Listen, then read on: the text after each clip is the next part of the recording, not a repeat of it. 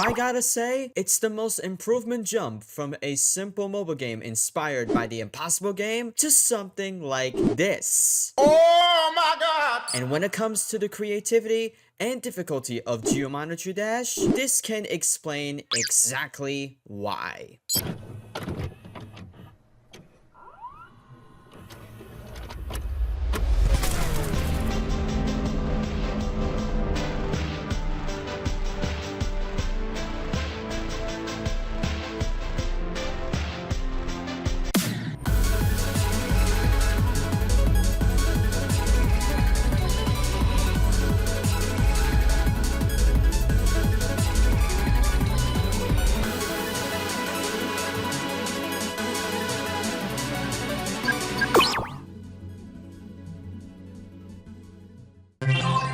Now I know about GEO-DASH for a long time, and despite of simple gameplay, it brings something when it comes to the mechanics and game modes, like the plane mode, UFO mode, spider mode, etc. Yes! Yes! Here's an analysis of GD, at least for a bit. You start out as a cube or any other mode, and you gotta go all the way to the end without dying. Nice. However, if you fall or get hit by an obstacle or a wall, you gotta start from the beginning in another attempt. It's a game of trial and error though, so you gotta use the practice mode if you wanna get to the part that has the most trouble. With more levels comes with harder difficulties shown in icon, so expect more levels that can get really challenging. It is what it is. Around the time in 2013 to 2014 on mobile devices, it reached its popularity when it got over 20 million downloads. That's quite big. And it released on Steam in 2015 with more updates happening a little of every year and levels to come. However, the recent 2.2 update took about 7 years to make until it came out in December of 2023. And during when the 2.1 update is still around, we thought that the game won't get an update anytime soon and the game would stop its popularity for good. But not anymore when you see the level editor. And the levels that they made has to look something like this. I don't mean to sound like Cat Williams, but this is exactly what I've been waiting for.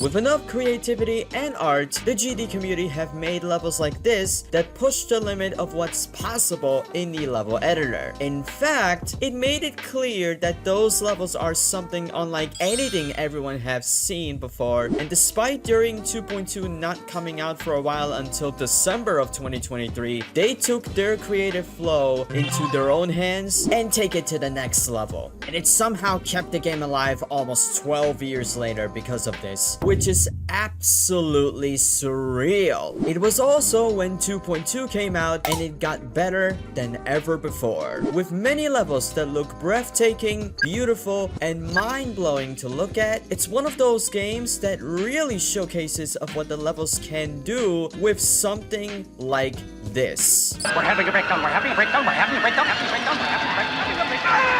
And even though it can take hours or days to create, the passion and time the creators can do with this is truly amazing. I like this. The challenge can take some time because if every object, every art, every obstacles can get insane, it's gonna be a tough challenge to beat. And sorry if I don't play demon levels, I'm just playing it for fun. But with that being said, the expressions of art, creativity, and challenge is something that they accomplished in GEO-DASH. Even though it wasn't meant to be possible, it did, and I absolutely love it. Yeah, baby! That's what I've been waiting for. That's what it's all about. Woo! Now I can't give so many details or context of the level editor, but I can give you some examples of 4 levels that I can show you for a bit, starting with the first one.